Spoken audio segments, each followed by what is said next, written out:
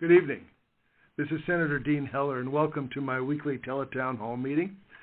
This is my opportunity to talk to people in my state from Washington, D.C., and have an opportunity to chat about what issues that are important to you, things that are going on in Washington, D.C.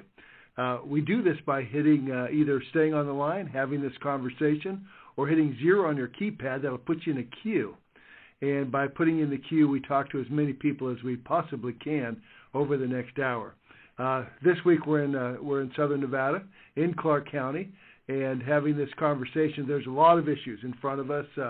Obviously, we have the tax extenders bill, unemployment insurance extension, you name it. A lot of interesting things going on. If you want to talk about jobs in the economy, immigration reform, foreign policy, all that's going on. But also, if you want to talk about things going on in Nevada, I'm interested to hear your perspective on that also. So hit 0. Please hit 0 on your keypad. That puts you in the queue. We'll get to as many callers as we can in the next hour. Again, thank you for participating. Thank you for taking time. Let's start with Marilyn. Let's start with Marilyn in Las Vegas. Hi, yes, Dean Heller, it's a pleasure. Thank you for calling me. All mine, thank you. I'm wondering about the pharmaceutical companies versus the pharmacies. It was on Channel 13 News here in Vegas with regards to dispensing of narcotic drugs to elderly people and the difficulty in being able to purchase them. Is there anything being done about this? You know, it's a conversation, frankly, that came to out here to Washington, D.C. after they played that particular piece on the news. And, boy, there's more that has to be done. Obviously, pharmaceutical companies, hospitals, being able to fill the prescriptions, and also the patients themselves, we got to work this thing out. It's been very, very frustrating for a lot of seniors. A lot of seniors have the prescriptions. They get them from the doctors, but they're not able to fill them. And for those that are on the line that didn't hear this particular newscast and story on this, it's very, very frustrating. So more needs to be done. We're just beginning to talk about that in Washington, D.C., trying to get a hold of the pharmaceutical companies, trying to broaden their access, obviously, to the very needs that they have. We have a lot of statistics going on in Clark County and throughout the state of Nevada. This isn't just an issue for Las Vegas. Obviously, we have problems like this around the country. So we're trying to figure out how we can help these individuals. This is what I would suggest for everybody that's on the line with me is to call my office. If you get a chance, call my office if you're running into this problem. The number is 388-6605. Again, 702-388-6605. Or go onto my website at heller.senate.gov. We can help individuals with the individual problems that they may have. Very difficult for us right now to solve this larger problem, but we certainly can help the individuals with them. So anyway, it's just a balancing act right now that's out of whack between the federal regulations and ensuring patients access to their pharmaceuticals. We're going to work on solving that problem, but in the meantime, if this is an issue, please call my office, 388-6605. Someone from my staff will work with you and with the pharmaceutical company or your drugstore to make sure that you get the needed prescription. So anyway, Marilyn, thanks for the call. It has been an issue that was brought up today, and we need to continue working on that. So again, thanks for the call. Again, this is Senator Dean Heller in my office in Washington, D.C. I want to thank everybody that's in the queue. There's a number of you. Hit 0 to get into the queue. We'll get to as many people as we possibly can in the next hour. But let's have this conversation. It's a great way for me to learn more about the state and what's on your mind as I travel back and forth. But I'm able to do it here at my desk in Washington, D.C. So, again, for those that want to have this conversation, please hit 0 on your keypad. That'll put you in the queue. I do apologize beforehand if I get your name wrong a little bit. Sometimes the names aren't exactly accurate, but I certainly do try to get them right. But let's go to Emma. Let's go to Emma in Las Vegas. Hi, this is actually Scott, Emma's husband, but close enough. I don't mind the switch. I have a question about, I don't know if there's anything being done on a national scale, but there's an organization called Beagle Freedom Project, and what they have been doing is attempting to get animals that have been used in lab tests released if they're healthy, and there's a possibility for them to have a life beyond the laboratory. And actually, their movement is called Life After Labs, and I'm just wondering if there's anything that can be done on a federal level as opposed to just going state by state. And considering what their goal is, it doesn't seem terribly controversial. Trying to end lab testing, okay, that would be a huge endeavor. But actually, just trying to get the companies to release the animals to people who want to take them, rehabilitate them, and get them into happy homes, I don't see how that could be controversial to really anybody. Yeah. Okay. Scott, thanks for the question. This is a question that does arise from time to time. I think most of us on the phone here are probably pet owners, whether they're cats or dogs or another type of pet, and so probably feel similar to the way you feel. We don't generally, but we don't generally talk about those specific cruelty laws because most of the time those are state issues. But that doesn't limit us in moving forward. As you know, we do adoption programs throughout the country for wild Mustangs. They're roundups, and to keep them from having to, of course, stay in pens for the rest of their life, which is generally what BLM or the Forest Service does in those roundups. They'll auction them off. They'll take them to the prisons and have them. They'll break them and allow them to be adopted and put them in a position that they can be used and become pets, as opposed to sitting in pens, again, as I said, for the rest of your life. But anyway, it is basically a state law, but it's not something that you couldn't discuss. You couldn't discuss with the federal government. So let's take a look at that. I think, like you said, most people would understand that after they've been through testing and can live a normal life, would there be any downside to allowing these animals to be adopted out? And Life After Labs probably has a reasonable purpose that most of us, including myself as a pet owner, would make sense. So let me take a look into this. Maybe someone from my office can get back to you, see what the federal laws are. As I mentioned, most of the cruelty laws are state laws, but that doesn't prohibit us from moving forward on an issue like this. So we'll take a look at it. Scott, thanks for the question. This is Senator Dean Heller in my office in Washington, D.C. A number of you have lined up to ask questions. Hit 0 on your keypad. Very interesting questions here over the just the first couple of callers. So I want to continue on this and go to Laura. Laura in Las Vegas. Hello. Hi. Hello, Senator. Yes. My name is Jim Blazak. I'm in Las Vegas, Nevada, and what I would like to know is why can't somebody introduce a bill to get term limits? I mean, we have got to get rid of some of the garbage in Washington.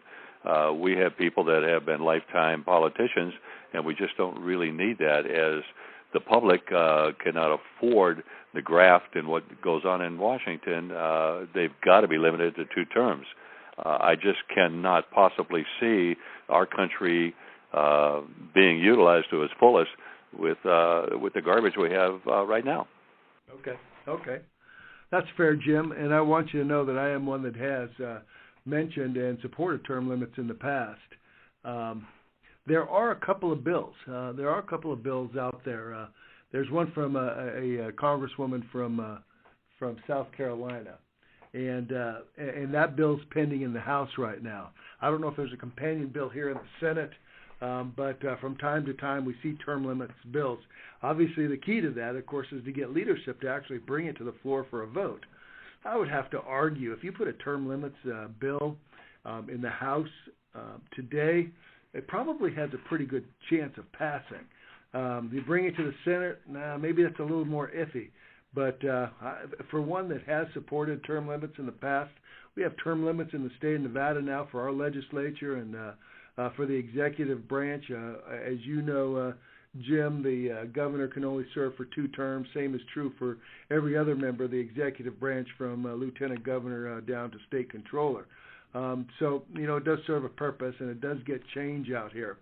And that's one of the frustrating things. Now, personally, I would hope that if you had term limits, that obviously it would be required by all states. In other words, I'd hate to think that Nevada would invoke term limits on their congressional delegation if the rest of the states aren't doing the same thing. Obviously, it'd be a huge disadvantage for a state like Nevada, as small as it is. But boy, if we could get something across the board for that, and I'm sure it would take some constitutional change in order for that to happen. But it certainly doesn't seem to be happening today. So anyway, Jim, I will be happy to keep you up to date on what's going on with the term limits bill, but not certain how it will move forward. Call my office, talk to my office in Las Vegas. We'll give you more information on the bill. Be more than happy to give you a copy of it. So anyway, thanks for the call, and thanks for taking time. I think you and I see eye to eye on this. While we have you on the phone and everybody's with us, I ask a poll question during the town hall meeting, and these poll questions vary from week to week, but the question that we have, I think, is timely, and it's on the economy. We've been going around the state asking on these poll questions how they feel and whether or not they feel that this economy is improving. As you know, the president often talks about how the economy is improving, and just last month we learned that 20 million Americans are unemployed or underemployed, which means real unemployment for the country is somewhere hovering around 12%. Meanwhile, unemployment in Nevada remains one of the highest in the nation at 8.5%. That underemployment is probably closer to 15% or more. So here's the poll question for today, and you can answer this by using your keypad on your phone. But the question is, do you feel like the economy is turning around? On your keypad, press 1 for yes, 2 for no, and 3 if you're undecided. Again, the poll question for tonight. Do you feel like the economy is turning around? Press 1 for yes, 2 for no, and 3 if you're undecided. It's important that as many of you as possible could participate in this, because I do use this information in committee.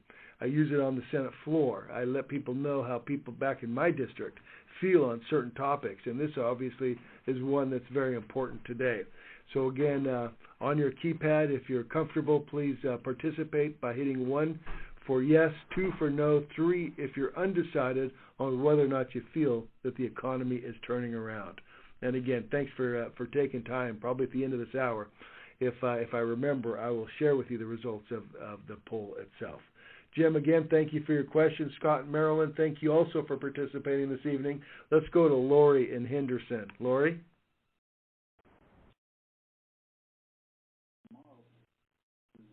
Do we have Lori?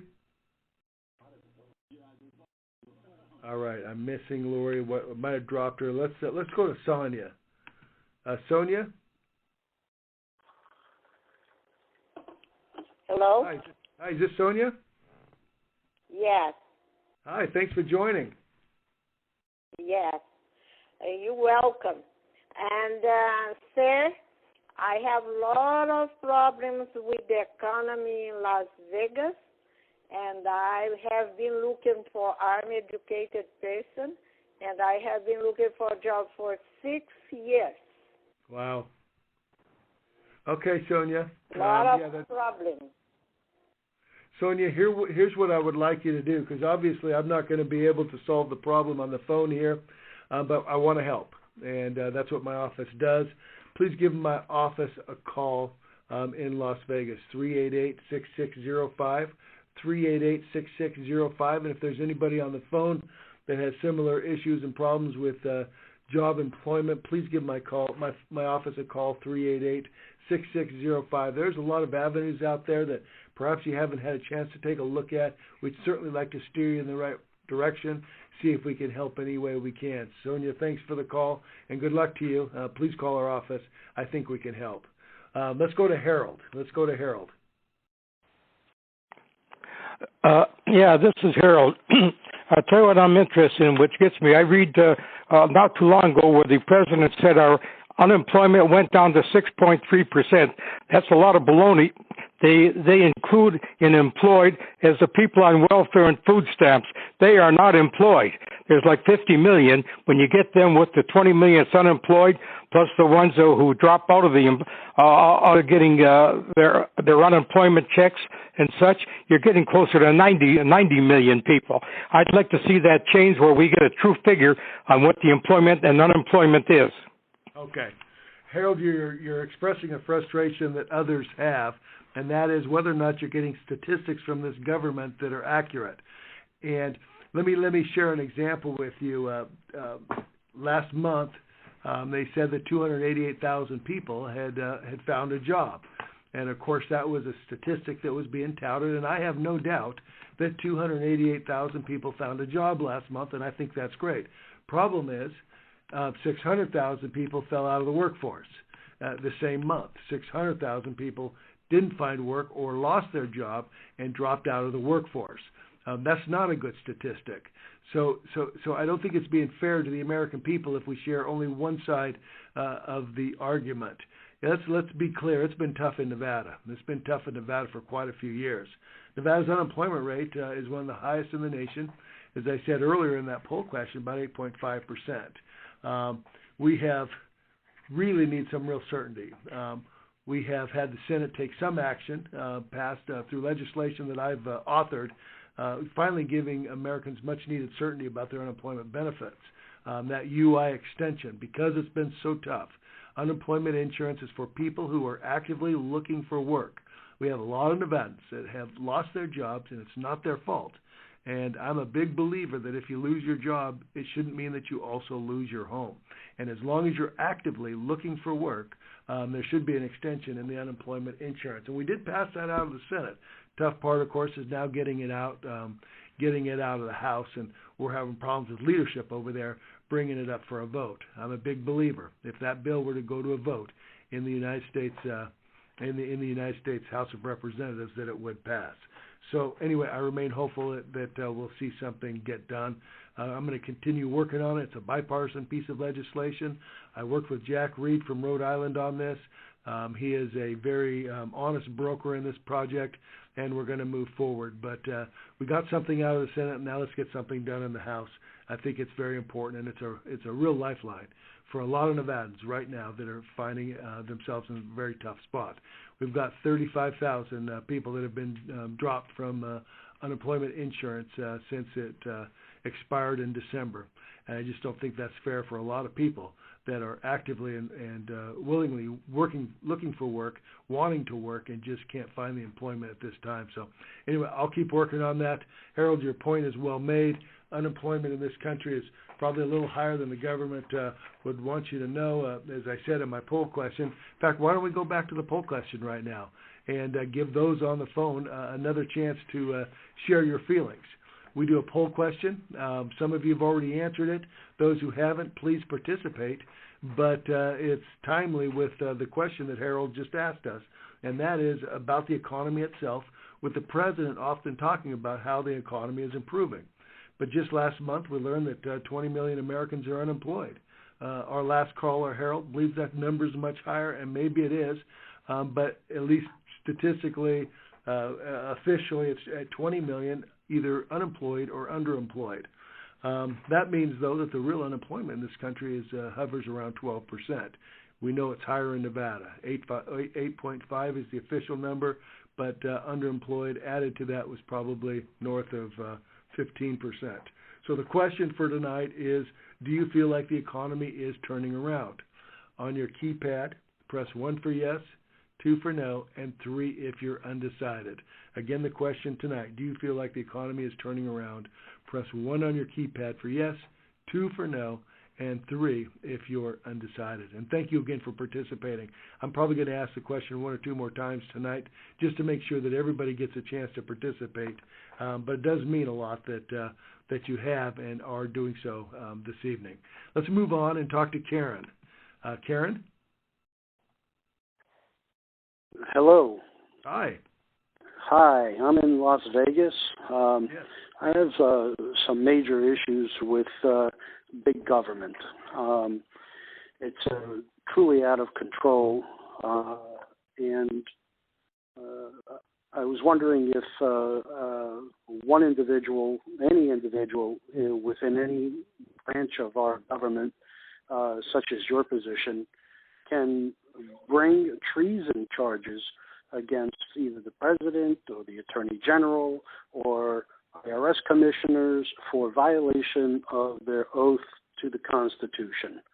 From there, I can go into a myriad of issues as to the voting electronic equipment. I advocate paper ballots only because of the corruption in just about every aspect of this government, whether it's Democratic or Republican.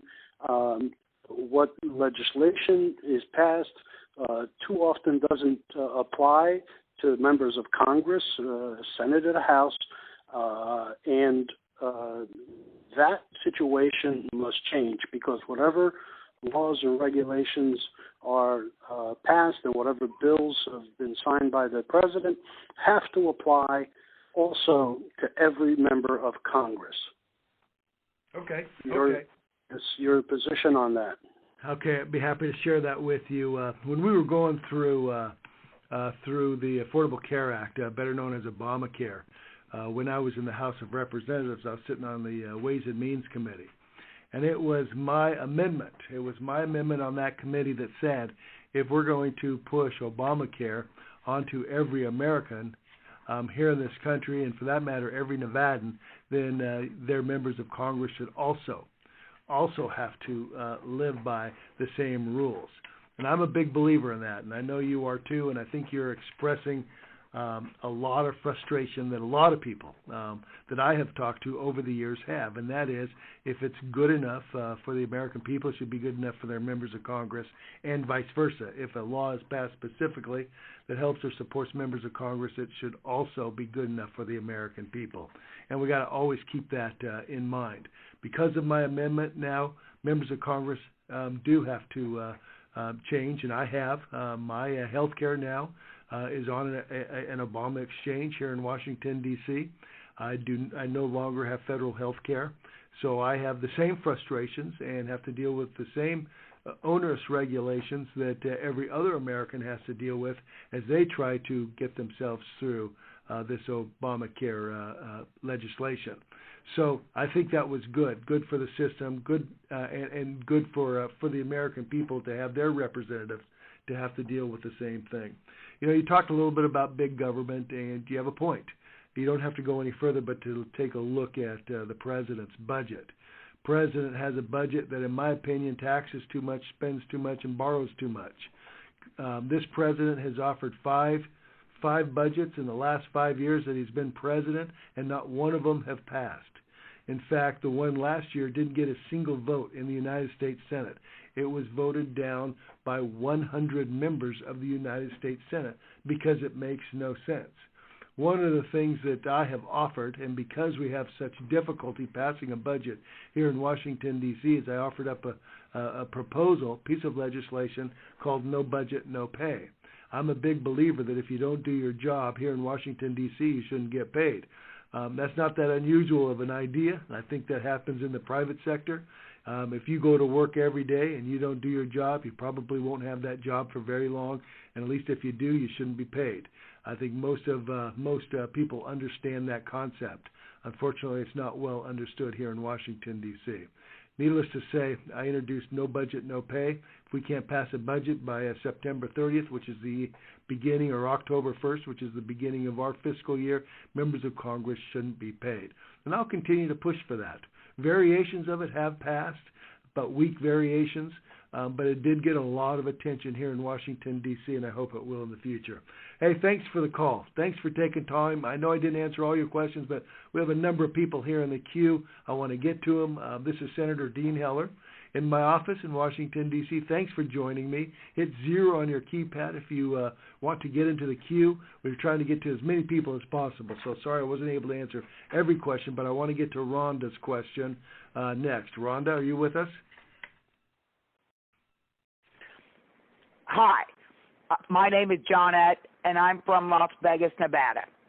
I have a question about jobs, and this has to do with health care. I've been in Vegas since 1981. Never, ever had a problem getting a job, full-time if I so choose. Now suddenly I can't get a full-time job. I can get a part-time job because they won't give me the benefits. Now, how is that supposed to help working people? Yeah, no, it's a great question. If there aren't jobs out there, obviously it's making it very, very difficult for employment. Speaking of the obvious, but there have to be some plans out there. You can't continue to borrow as much money as we have in this country. We can't have $17 trillion in debt. We can't have overburdensome regulations and think we're going to be creating jobs at the same time. And it frustrates myself also. I have submitted several pieces of legislation to help expand this economy. We need a growth economy, and right now we don't have a growth economy. Our economy grew at 0.1% last quarter. 0.1% is almost still at a recession level. You get down 0.2%, 3 quarters of that, and you're back into a recession. So we're not far off. And the reason being is that, again, I go back to the fact that we tax too much, we spend too much, we borrow too much, and that uncertainty that occurs. A small businessman today is just wondering what new regulation is going to come down. On a side note, there's an issue in Nevada, and it's a margins tax that you'll see on the ballot. It's a 2% margins tax. If you're a business that makes over $1 million a year, you have to pay this 2% margins tax. By the way, it equates a margins tax of 2% equates to nearly a 15% corporate income tax on these small businesses. If you think it's tough to create jobs right now, wait till that ballot question passes. It'll be very, very tough. I'm hoping, and I do believe in Nevadans, and I think they'll take a look at it for what it is, and hopefully they won't move forward on this, but that will kill a lot of jobs and discourage a lot of new jobs coming into the state of Nevada. So keep your eyes open on that, and hopefully if we push back on that, I think there are businesses out there today that would love to move into Nevada, but the uncertainty of that margins tax is keeping them outside the state of Nevada for now. Need to send a strong message to businesses around the country that want to relocate. Let's defeat this margins tax. Let them know that Nevada is a friendly place, a business-friendly atmosphere, and let's create the jobs that we need. And let's get everybody that's on this phone and those that are looking for jobs good employment so that they can put a roof over their head and take care of their families. Thanks for the call. I think that's the answer. We really need a growth economy, and you can't do that with huge tax increases in the horizon or potential tax increases in the horizon. Thanks for the question. Again, thanks for everybody for calling. Let's go to Betty. Betty, you're on the line. This is Orianne McCullough in Las Vegas. Senator Heller, I'd like to know your position on the spouse of a career military, your position on the VA. I think it's disgraceful, and I think Shinseki should have to answer for it because it's been known for a long time, and I'm counting on you personally to do something about it and to keep Nevadans, who's a tremendous military presence here, and they benefit from these military families. Counting on you to see that this thing gets straightened out with the quickness. Okay, Thank you. Great. Thanks for the question, and frankly, it's quite timely. I had a conversation with Secretary Shinseki today. Tomorrow, he's in front of my committee, which is the Veterans Administration Committee. We will have this very discussion that you brought up. We have 300,000 veterans in the state of Nevada. 300,000 men and women that worked hard, fought for us, put themselves in harm's way so that we could have the freedoms that we enjoy today. And my position is this, is that they're all first-class citizens. I consider our veterans to be first-class citizens, the rest of us, including myself, second-class citizens, when it comes to what they have done for this country, and they should be treated that way. And this government promised them health care to take care of them when they came back. We should follow through on that. As you're aware of, we have a new hospital there in Las Vegas, brand new, working through some bugs, but I want to make sure that what happened in Phoenix, where we've had 40 veterans die from a lack of treatment, is not occurring here in the state of Nevada. I want to make sure that also the backlogs that we have for people getting into the system, it takes 3 times longer in Nevada than what the national average is in order for someone to get into the VA system here in this state. I want that to change also. I told Secretary Shinseki that those were the questions that we're going to have, that I was going to have for him, and that he should be prepared to answer those questions. There's already some calls for his resignation in certain quarters. Even some veterans groups are now asking for it. Whether that's the answer or not, we're certainly going to get some answers as to where Nevada stands. They want to go into the hospitals. They want to do some audits. I want to find out when Nevada will be audited, and I want to get them in there as quickly as possible. I don't want what happened in Phoenix to happen in Las Vegas, or Reno for that matter, at that hospital. So you can count on it. We'll ask the tough questions, try to get some straight answers from the Secretary. We're going to do that tomorrow. So thanks. Very timely question, and I will be working on that. Thank you. Let's move on to David. David in Las Vegas. Hi, my name is Carol. I don't know if you covered this question or not, but are you there? Yes, I'm here. Go ahead, Carol. Okay. I got a question. Why do the pharmaceutical companies offer discount cards for anybody who is not on a government medical plan? For instance, a drug I pay $20 for, and because my mother-in-law is on Medicare, she has to pay $289 for the same prescription.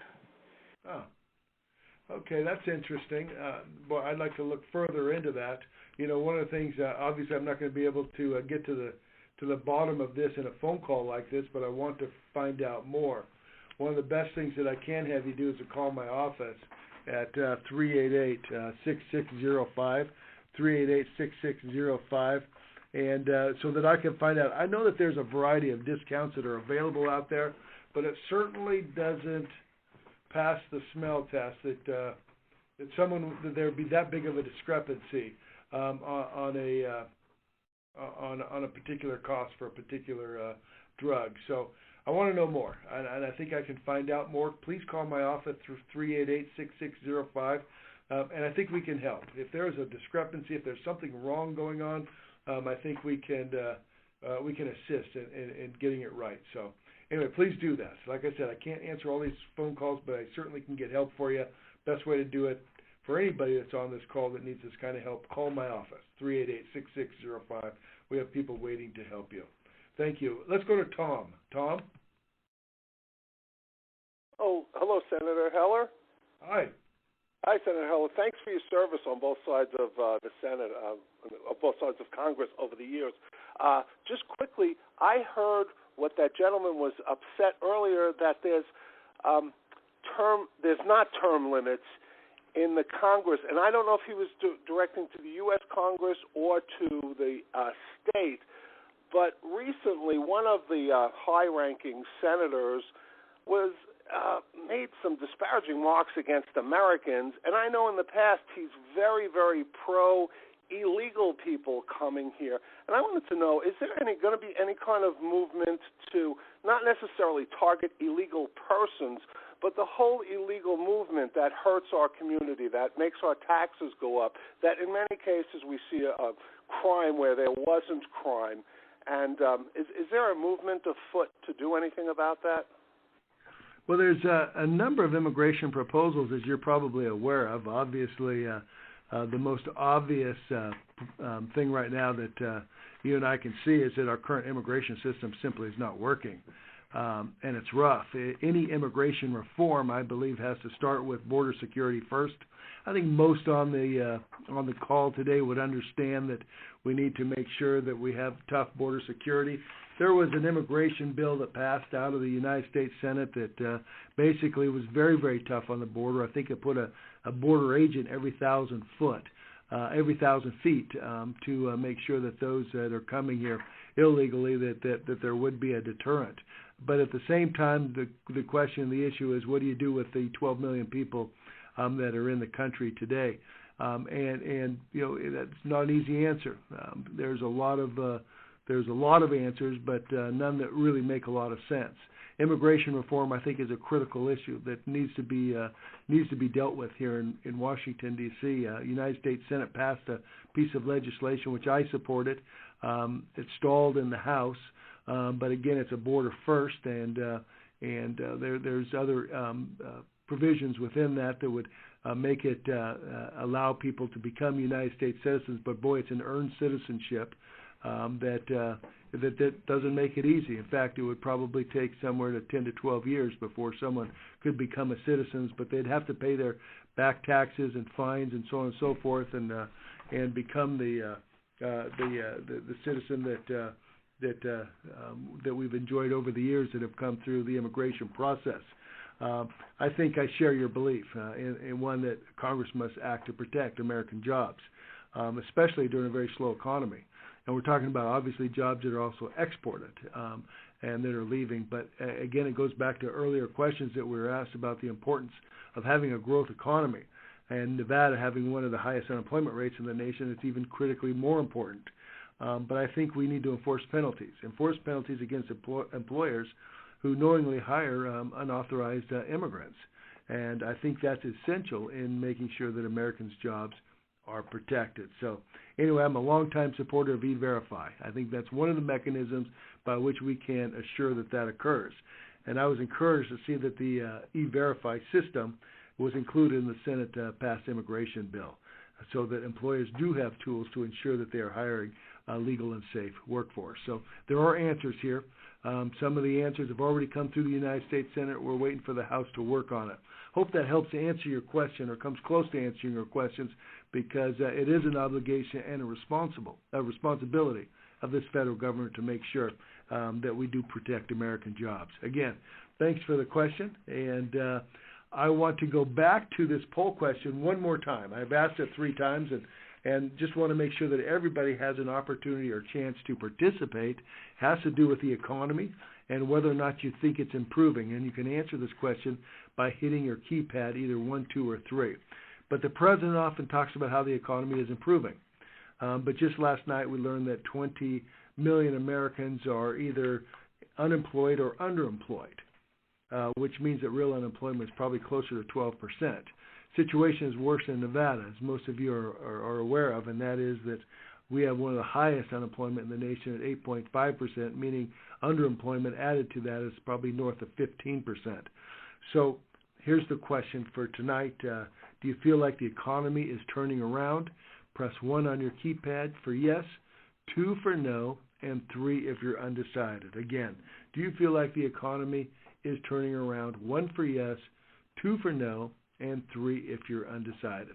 Thank you very much for participating tonight in this poll question. It's important for me because I use these statistics to let people know in this Congress how people in southern Nevada feel, and throughout Nevada as I go to other areas, how they feel about this important question. Let's keep going. We have quite a few people still in the queue, and I want to get to as many as possible. Let's go to Dana in Mesquite. Dana?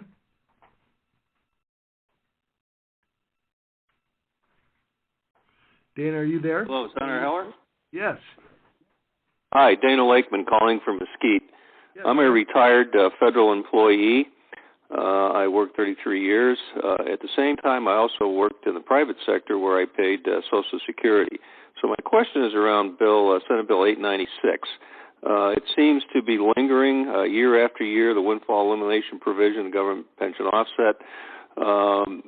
which affects me greatly because now I'm Social Security eligible, which means I will not collect my full Social Security, yet I paid in over the course of time as a federal employee, but working additional jobs. And when I retired from the government, I worked additionally 10 years in the private sector where I paid into full Social Security. So basically, I feel like I'm getting unfair treatment and balancing the budget on my back. I'm also a NARF member, a National Active and Retired Fellow Employee Association member. Is there any way you can work with Senator Reid to get S86 out of committee and up for a vote? Yeah, I'll tell you, I want to work on that, Dana. For those that aren't familiar with what Dana's talking about, he and maybe some of you on this phone are in the same position he is. I know my parents are. My mother worked in both, and my father worked both the private and the public sector, and for the same reasons, they're not able to collect all their Social Security because they deduct what they're receiving from pensions from their Social Security. But what it does, what this law does, is unfairly reduce retirement benefits for state and local government employees, and in this case, in Dana's case, federal employees. And I don't think Social Security recipients should be penalized because they worked in public service. It affects your Social Security benefits of more than 17,000 former teachers, law enforcement officers, other public servants like Dana throughout the state of Nevada. So I'm a co-sponsor on the bill you're talking about, Senate Bill 896. I will, because you asked, I will talk to Senator Reid next time I see him, and I generally see him every day about that particular piece of legislation, find out how he feels about it. But I agree, it's highly unfair to all 17,000 of these Nevadans that worked and put their own money and hard work and effort into trying to grow their retirement, only to have it deducted because of some provision in the law. Dana, thanks for the call. I'm on your side. I'll continue to work on this. I will talk to Senator Reid about it. And thank you for the call. Back to Las Vegas now and talk to Dawn. Dawn? Hi, my name is Michelle Bailey. Hi, Michelle. And Mr. Heller, I appreciate you making the call. I'm not exactly sure where I came in, but I am really concerned about Hillary Clinton. I'm not sure if this is part of the conversation, but how do we get the truth in regards to Benghazi? Okay. Well, as you're probably aware of, Michelle, and for those on the line, that the House of Representatives has now formed a select committee, and they, I believe, have the head of that particular committee. I think it's pretty bright, former U.S. prosecutor. I think he will do a good job in trying to get to the bottom of that. That terrorist attack that on the U.S. consulate in Benghazi occurred on September 11th in 2012, 2 years ago. As you know, killed 4 Americans, including a U.S. ambassador, Chris Stevens. And, by the way, a Nevada resident by the name of Tyrone Woods. So with the announcement of this select committee, they're now in a position to further the investigation. Boy, it's taken them 2 years to get to this point. There have been a lot of hearings. Finally, they put together a select committee. And the bottom line is that we do need to know these answers. I have consistently supported investigating this attack and have co-sponsored resolutions in the U.S. Senate to establish a joint select committee to investigate and report on the attack on Benghazi. I am certainly one that hopes that the Senate can support and will support the House's effort to ensure that all those responsible are held accountable. Bottom line is that I don't think it's going to occur. I think we have had efforts since the House announced their select committee, efforts on our side, Republican side, to urge the leadership on the other side to join in this and make it a joint hearing and a joint select committee, but there seems to be no appetite by the majority in the Senate to further investigate this. But I have a lot of confidence in those that are on this select committee. Let's move this thing forward. I think it's important to the American people, and we have 4 dead Americans. The bottom line is we want to get to the bottom of this and make sure that all the questions are answered and we find out exactly why and what and how this occurred. So anyway, let's see what happens in the House. Again, I have a lot of confidence. Thank you, Michelle. Thanks for the question. I want to talk to Jackie. Jackie? This is actually Dan White, her husband, and I'd like to discuss the Willow Beach National Fish Hatchery and the U.S. Fish and Wildlife Service. In March of 2013, the U.S. Fish and Wildlife Service released a strategic hatchery report where they said that endangered species were their highest priority and trout are their lowest priority. Now, the Willow Beach National Fish Hatchery was built 50 years ago to provide trout for the Colorado River since the Hoover Dam was built. Now, in May of 2013, the hatchery dumped 100,000 of their juvenile trout. So all their upcoming trout in the hatchery were basically wiped out and they were released. In August of 2013, there were hatchery problems and they lost 40,000 trout from the hatchery. At that point, they had a trout die-off.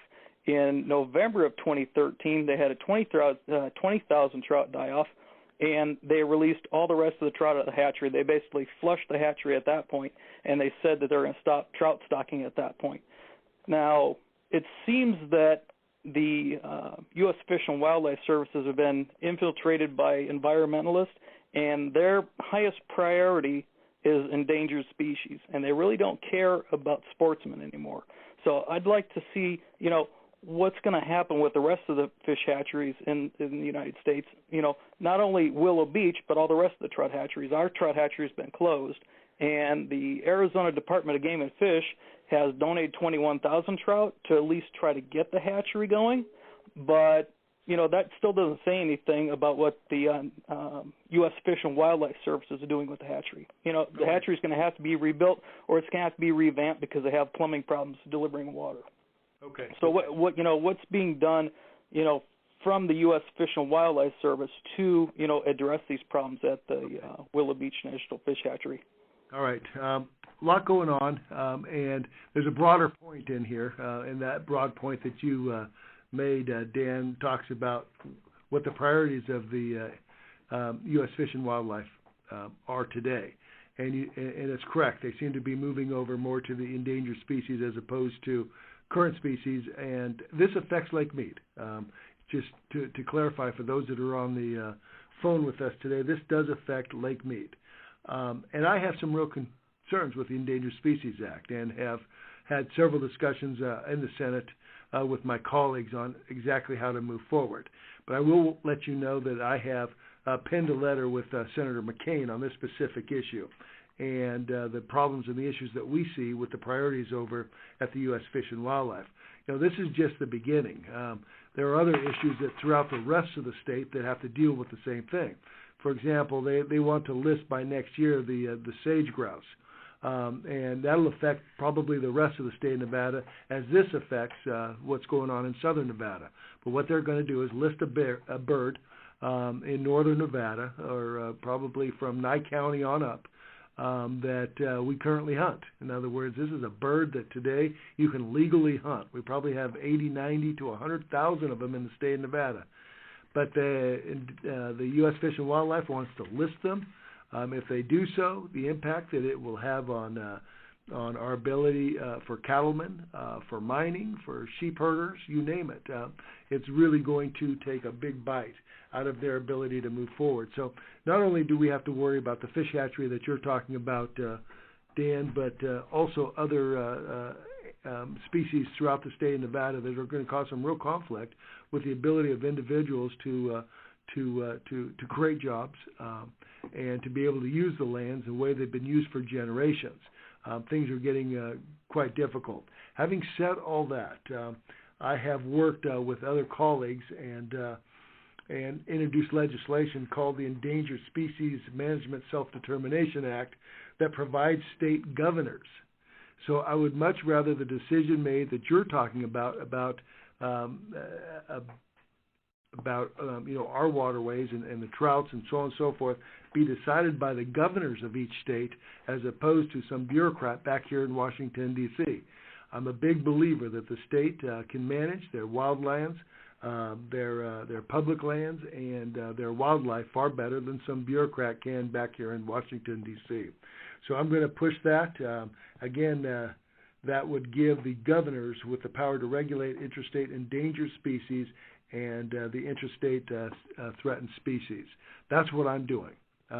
I want to make sure that those who enjoy the outdoors, those who work or enjoy our lands, waters, and wildlife, they show a tremendous amount of commitment to conservation that is too often undermined and forgotten by the litigation-driven model from the Endangered Species Act. So you've got someone on your side here. I'll continue to work.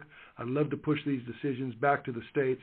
I think the governors would make a much better decision than what's coming out of Washington, D.C. Dan, thanks for your time. And we'll continue to work with you. And call my office if you have additional questions or concerns. If I didn't get to every aspect of your question, I certainly do want to. So thank you. Let's go to Joe. Joe there in Las Vegas. Okay, I'm glad you said Joe. I got in on this forum, Congressman Heller, at 6:12 Pacific Standard Time. Okay. I listened to all the callers up to Mr. Dan White. I agree with all of the callers about all their legitimate issues. As far as Mr. Dan White's issues, I used to go to Willow Beach and fish, and his issue is very legitimate. My concern, if I may backtrack just briefly on Miss Lorraine McCullough's call about VA issues, I don't know if I'll get any whiplash if I have a recognizable voice, but I'm going to say it if I can. I don't know what in the world is going on with this VA system out here. I am astonished. I am a 100% disabled veteran. I go to the Northeast Clinic, and for lack of a better word, that place is so, I'll just say, messed up. I'm bounced around like a rubber ball, a basketball, a tennis ball. I don't know if I'm coming or going. So it needs to be investigated. I've been in touch with other congressional people, and they kind of fell flat on their face. So when I got your call, I said, I'll listen to everybody. I feel sorry for all the people that have their issues and problems. I agree with most of them. I'm retired. The immigration problem, if I go to Mexico and I spit on the street, I'll go to jail. 11 million people are here. They broke our law. What the heck is the problem? I don't see why that can't be resolved instantaneously. So that's all I'll say on that. I would appreciate it if you would have a full-blown investigation. Veterans in Las Vegas will not band together. They all want to go complain about their own personal issues and not be worried about their fellow veteran who they may not even know. We all got our basic issues. But I'm telling you, they're driving me over the edge. They're driving me crazy. And I would like to know what is going to happen. The hospital, like you said earlier, when the lady talked about her issue, you said they had some glitches at the new hospital. Well, they're kind of small ones, but they can make a veteran not want to go. That's my personal opinion. And my care, I do get good care, but it's the bad care and treatment. I'm being treated as if I were nobody, and I have no quality of life. I can't go to Willow Beach and fish because I'm just all messed up medically, and I feel I'm not being taken care of. That's all I have to say. What are you going to do about it, if anything, Congressman Heller? Thank you. Thank you, Joe. Thank you again for your service to this country. Thanks for all you've done to sacrifice for our freedoms. Just so that you know that there is skin in this game, both my father is a disabled veteran himself. My brother is a retired Navy officer and also is part of the veteran system. So I am well aware of the frustrations that are out there. When I talk to veterans around the state, and again, as I mentioned earlier, we have 300,000 veterans in the state of Nevada, and their concerns, most part, are similar.